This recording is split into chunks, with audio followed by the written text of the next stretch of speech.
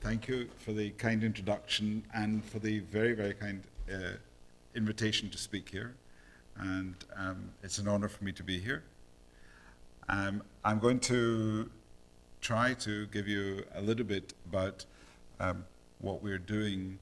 And I would just, Hugo already told you a little bit about who I am, but as you can hear from my accent, I was born in Scotland. I went to medical school in London and made Aliyah to Israel in 1979. And professionally, I'm an academic neonatologist. I do research on chronic lung disease in premature babies, which was the topic I just gave a seminar on at Karolinska. And until 2 years ago, I was director of neonatology at Kaplan Medical Center in Rehovot and a professor at the Hebrew University in Jerusalem. I should have shown you that I have the Hebrew University symbol here in the middle and Bar Ilan University on the side, so I do cover both, actually. In 2013, and each time I've been asked this, I promise you nothing happened to me psychologically. I was doing just fine. I didn't have a stroke, but I decided to leave the Hebrew University for 2 new challenges. Why? They were the new medical school in Tzfat, which I will tell you a bit about, and Ziv Hospital and the need for neonatology upgrading, shall we say, in the north. I am actually still running a research grant, a European Union funded research grant at Kaplan, so I still have involvement in the Hebrew University and my patients there. But I'm going to tell you first about the new medical school.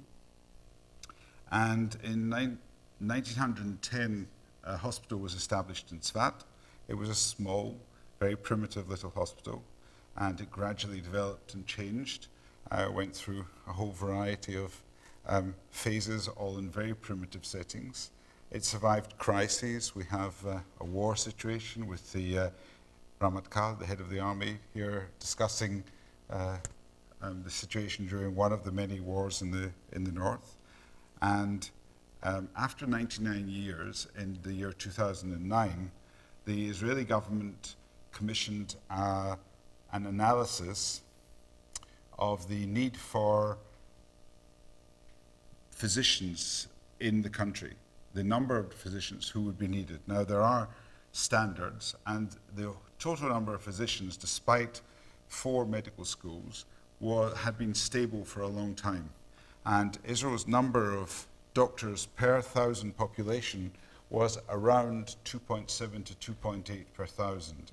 The average in the OECD in the same period of time is 3.1, and countries like Sweden, perhaps, are around 4, and better off countries are certainly much better off than 2.8. And therefore it was decided that that some of the existing medical schools would increase the number of students they would take in, and that included the Hebrew University developing a new track for more medical students who would go to the army. But even with that addition, it still wasn't going to be enough. My daughter, the economist in the National Economic Council, was the person who did this analysis, so I have the actual numbers. And there was a decision that in order to get to 2.9, which doesn't sound that great, it's still not as high as the median for the OECD, there was a need for a 5th medical school. And at the same time, there was a certain amount of pressure to recognize the fact that the north of the country has been suffering for a long period of time from inferior medical services in comparison to the center of the country. And therefore, there were 2 decisions made by the government in 2010 that the Council for Higher Education, VATAT, awarded the new medical school to Bar Ilan University, which is a university in Tel Aviv, which did not previously have a medical school. So it was an establishment of a new extra medical school and not simply addition of numbers to the existing schools. But that despite the fact that Bar Ilan was in Tel Aviv, that the Faculty of Medicine would be situated in Tzfat, the capital of the Galil, and that would be a source of support for the north. So that was in 2010, and Svat, just to remind everybody where Svat is, the Sea of Tiberia, Mediterranean, Lebanon, Syria off here. And just like any good pregnancy, 9 months later, the medical school was ready to be opened on October the 30th, 2011, having worked basically round the clock in order to establish a new medical school, because the Prime Minister said that the first year's students should be accepted at a time when the actual buildings didn't exist, but it was built, and on October there was an opening ceremony and the new medical school got underway. Now, the medical school has contributions that span a whole number of issues: medicine and health in the north, the contributions to the town itself of Tzvat and Galil in general, to the periphery of the country and to the future. The medical school, despite being a new medical school, is based on 3 fundamental principles. We aim to provide excellent care, which is by no means something that should be taken for granted in small outlying communities. It should be ethical medicine, which shows respect for both tradition and multicultural sensitivities. If I weren't here and I were in my department in the hospital at the moment and looked around me, you could guarantee that there would be 1 or 2 Jews, there would be 1 or 2 Muslim Arabs, there would be a Druze, there might be a Christian Arab, there might be a Bedouin, because they are all part of our team and all part of our patient population, all mixed up together. Believe me, when the nurse in charge has to make up her on-call rota, she has to work very hard to make sure that everybody is happy with everyone's individual needs. But there would be no sacrificing of standards. I thought it was appropriate that we should have the Nobel medal as a challenge. We haven't quite got there yet, but maybe one day. We have 2 tracks, the 4-year and the 3-year. The 4-year is for postgraduates, and the 3-year is for Israelis who had the criteria to be accepted for an Israeli medical school, but were not accepted because of whatever, and went to study abroad. There are many Israelis studying medicine in Hungary, Romania, Czechia, and they return to do their final 3 years with us. We have many tracks, MSc, PhD, and MD, PhD, and there's an enormous stress on social accountability within the faculty. The idea being that the medical school is not something which is dissociated from the reality around it, and it is expressed also in early clinical exposure. The students meet patients very early on.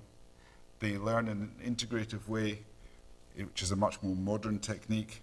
I won't bother going into the innovations, but we are using a whole variety of innovative ways of teaching medical students, mostly involving flipped classroom ideas with a lot of self-learning and self-directed learning and small group learning, much more so than the traditional I, the lecturer, you, the students, sit and listen type teaching.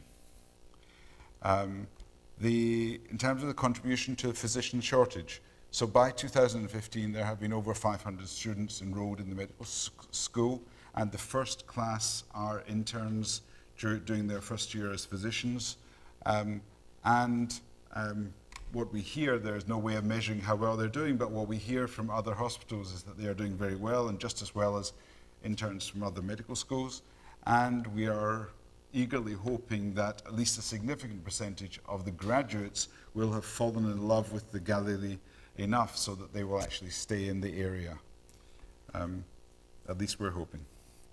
The other thing that the medical school has done is to bring back Israelis who are working abroad, PhD scientists. This is a smattering of the PhDs who've come back from abroad to establish laboratories in the new medical school.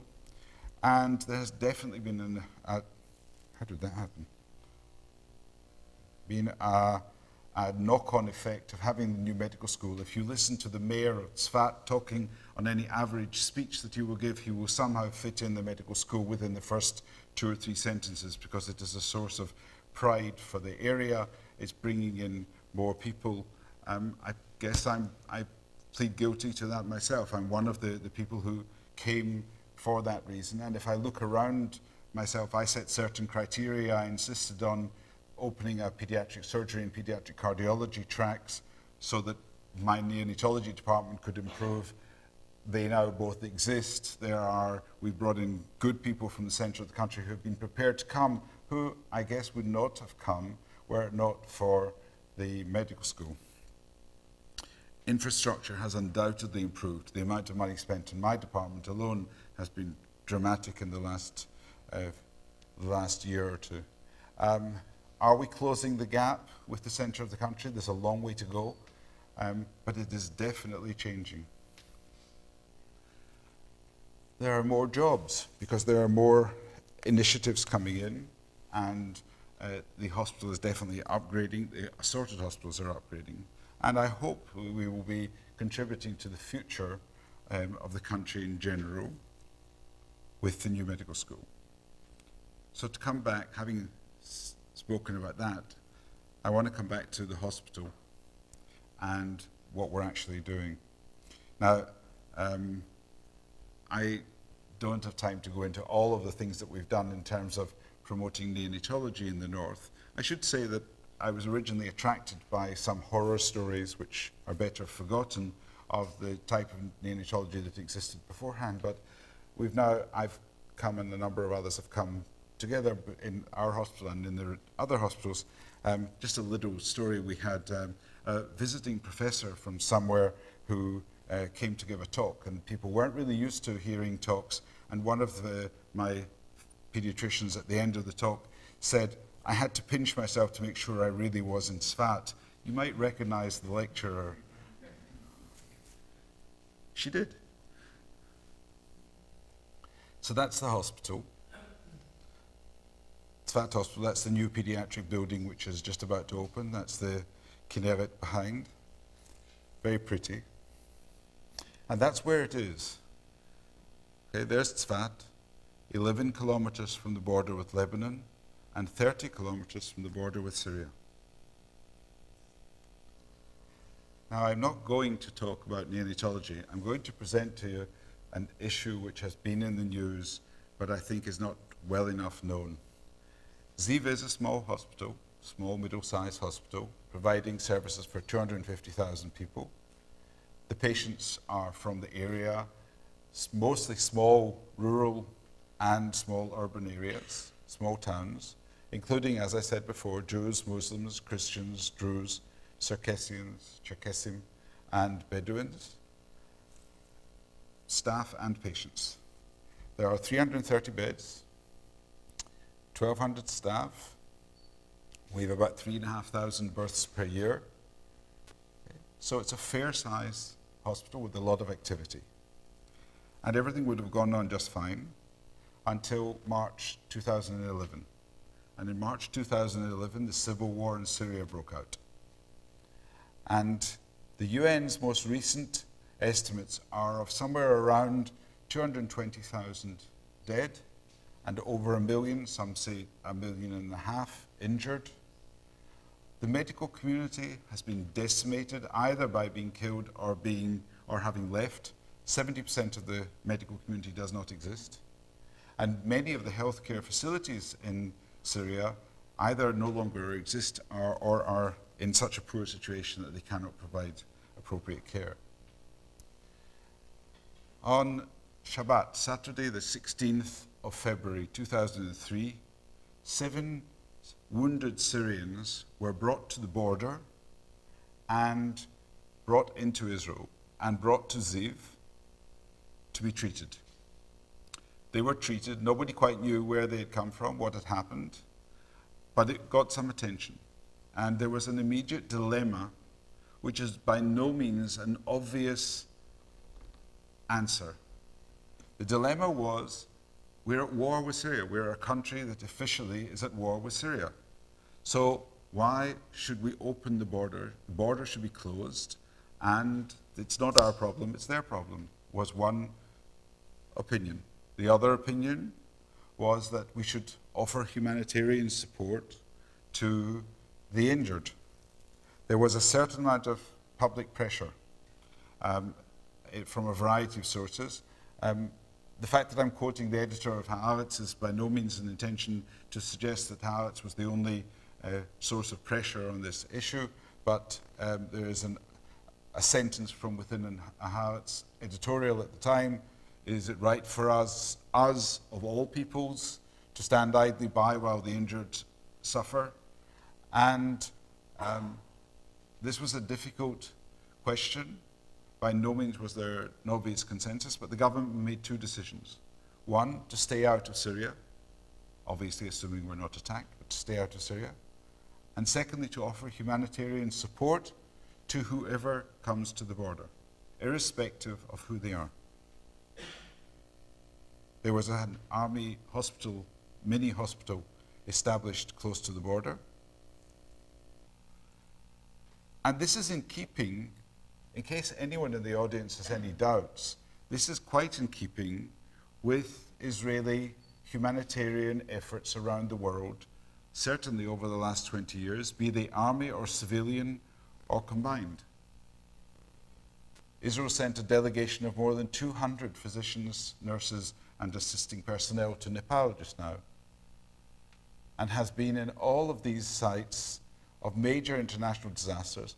In Haiti in 2010, Israel was actually the first group to arrive, the first to provide medical services. It is by no means obvious that these people who go can simply go. The people who went to Nepal just now included a neonatologist and a team from the neonatal intensive care unit in Naharia in the north, a team of 3 neonatologists, one of whom went for 2.5 weeks to Nepal, leaving 2 to run the department. By no means something which is obviously simple and easy to do. Lots of places. We don't get much publicity about them, but it's all true. So what about what actually has happened in Ziv? As of May of this year, as of last month, there have been 490 patients in Ziv Hospital in Tzfat from Syria, 90% of whom have been male, 17% have been children. The majority, 70%, have needed orthopedic care, but 30% have included other departments. You might be surprised to see OBGYN amongst them, but that includes a number of women who have turned up at the border saying, I'm about to have my baby and I want to have my baby in Israel. This is a discharge letter.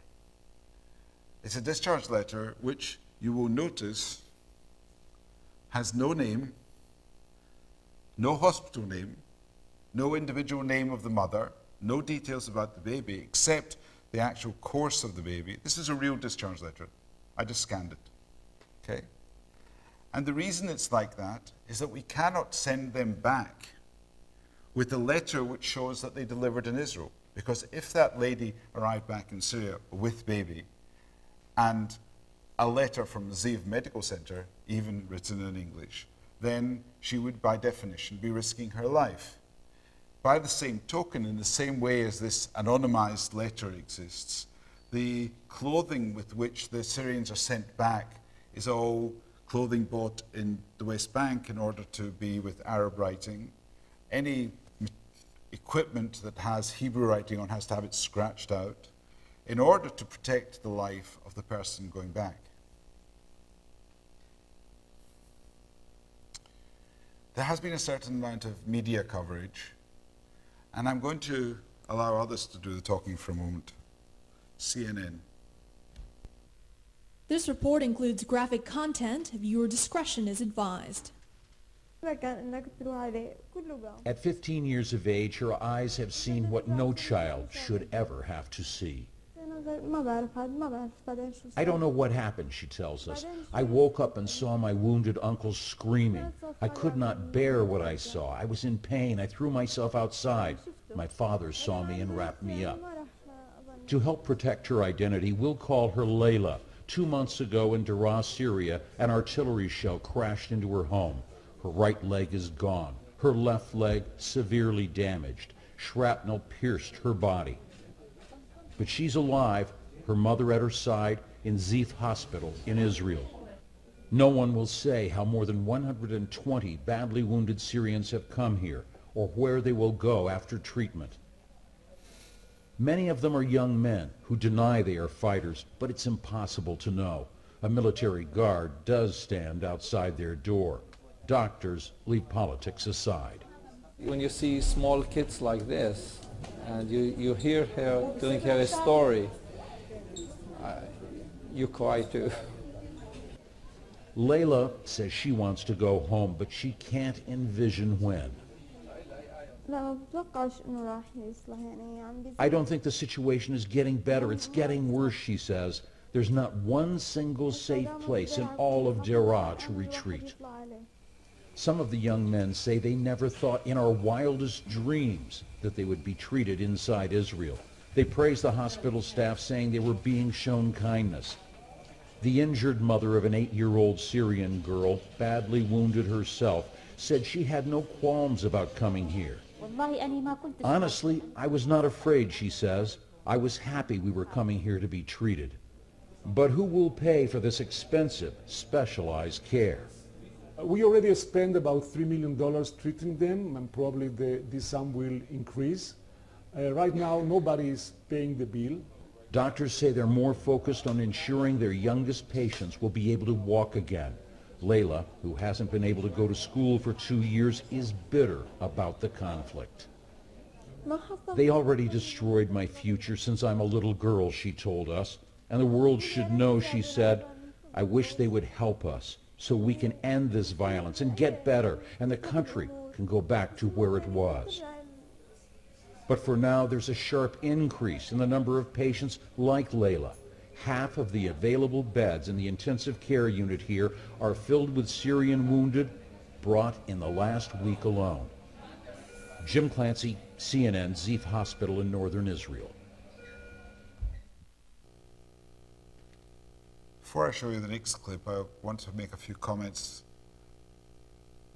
First of all, that clip is from 2013, shortly after it all began, and Dr. Mbon's comments, the hospital administrator, that it had cost 3 million shekels was very much at the beginning, I can assure you, although I am not an economist and don't know the amounts, it is very, very much more.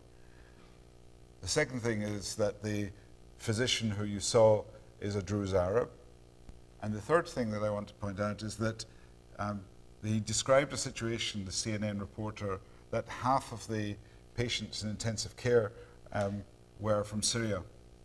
About 2 months ago, on a Saturday, I had a very premature baby born to a lady who was extremely sick, and the lady had a massive hemorrhage after birth, and she needed intensive care just as much as her baby did.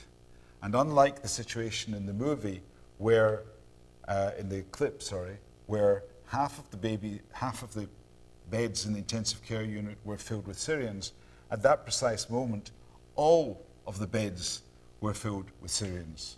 There was no room for the Israeli woman with a massive postpartum hemorrhage. And we spent a number of hours frantically trying to somehow solve the problem of dealing with her in an intermediate area. It was not simple. I'm going to show you another clip which is much more recent.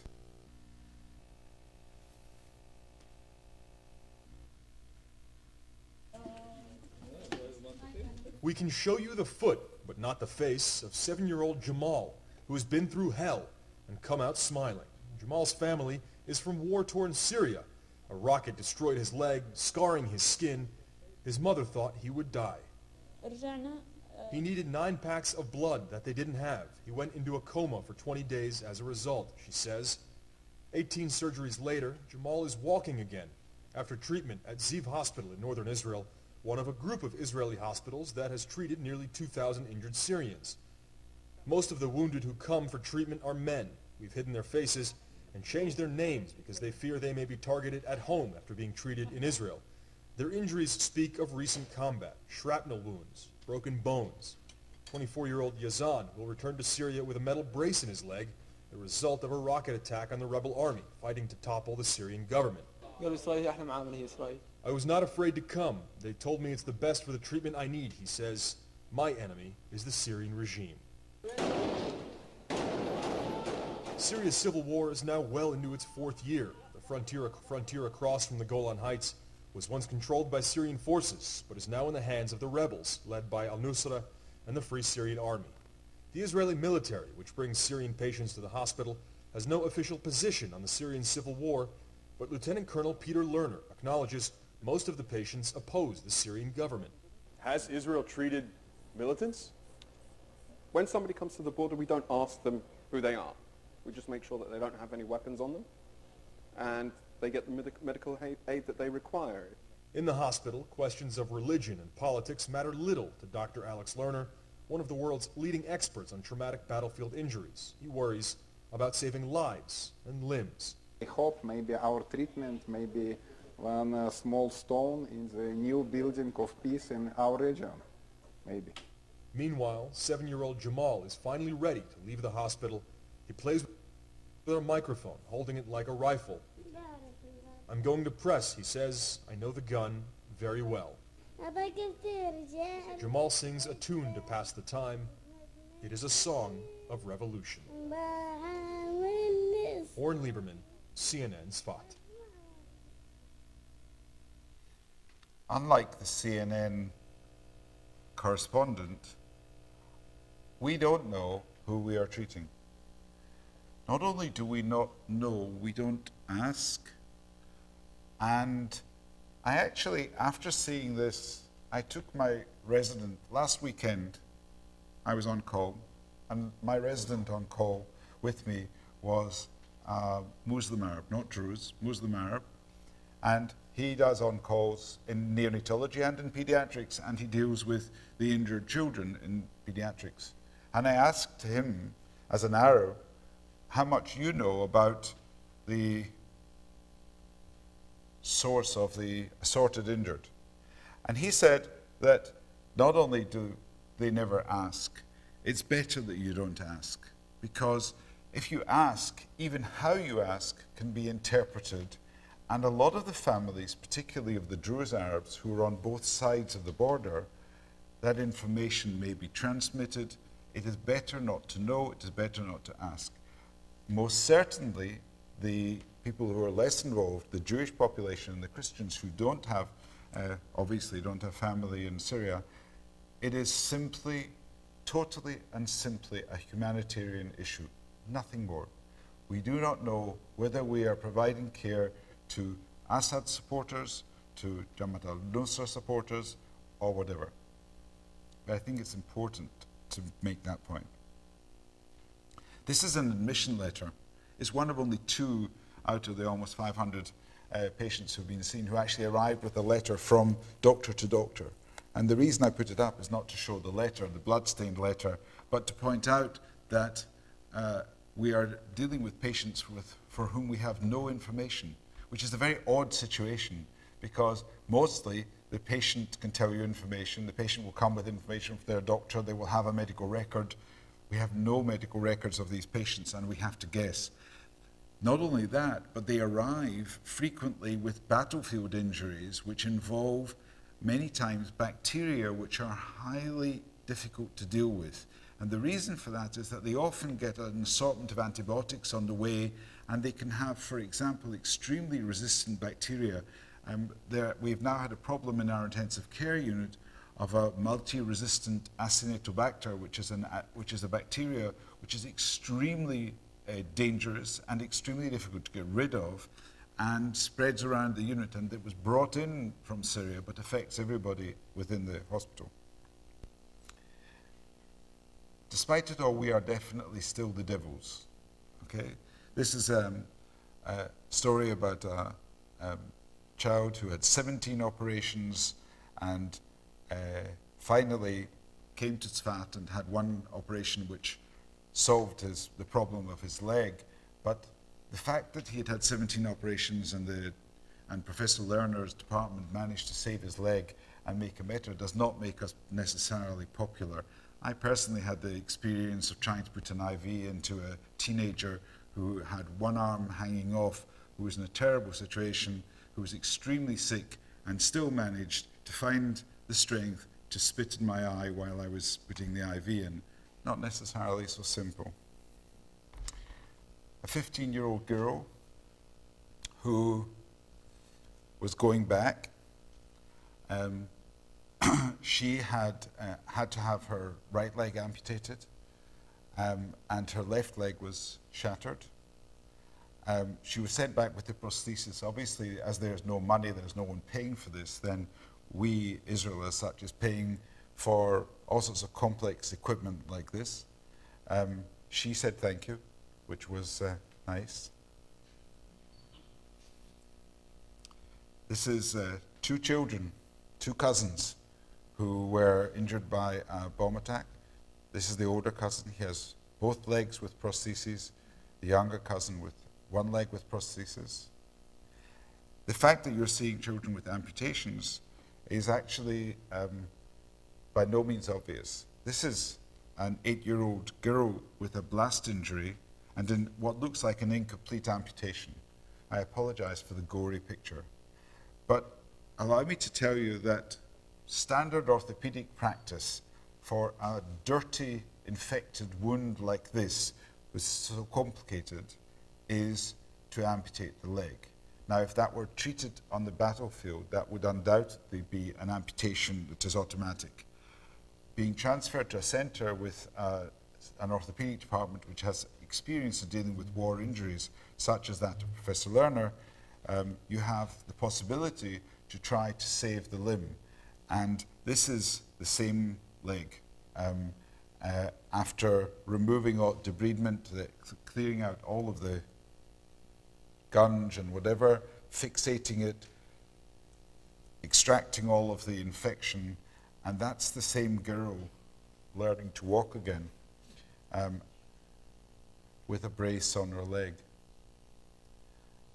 That investment in time and energy from an injury is the sort of thing that you would probably expect if it were someone injured in a road traffic accident here, but it's by no means what someone should expect in Syria. That's her going home.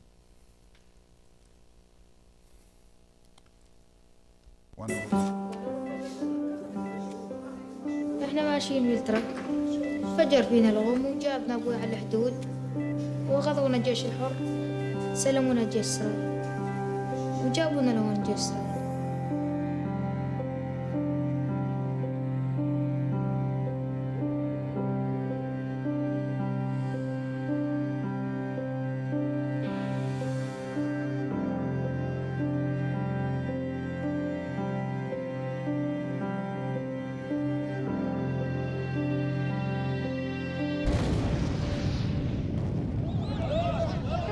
In March 2011, a civil war erupted in Syria. Since the beginning of 2013, Ziv Medical Center, located in northern Israel, has been receiving Syrian citizens injured in the fighting, among them women and children. יש לנו את ההזדמנות, אני קורא לזה, לבטא את הערכים שלנו ולעשות עבודה הומניטרית, זה עושה לי טוב מאוד. In spite of the conflict between the two nations, the hospital's skilled Israeli staff has been treating the wounded with endless dedication and uncompromising professionalism, providing them with the most advanced medical treatment available in the world today. הטיפול הרפואי הוא חוצה דעות, גבולות, אמונות, השקפות פוליטיות. Many of the wounded owe their lives to the treatment they received, having recovered from their grave injuries.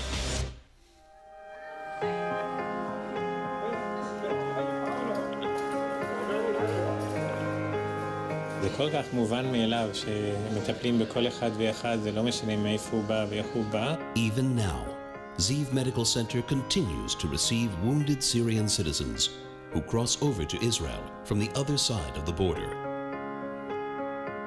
By doing so, Ziv provides a model and example of an ethical and humane leading medical institution that utilizes the best of human strength and technology to serve all of mankind. אנחנו כולנו רוצים שלא יהיו לנו אויבים, שיהיה שלום באזור, והרפואה, מתן שירות רפואי, זה כלי מצוין כדי להגיע ליעד שכזה.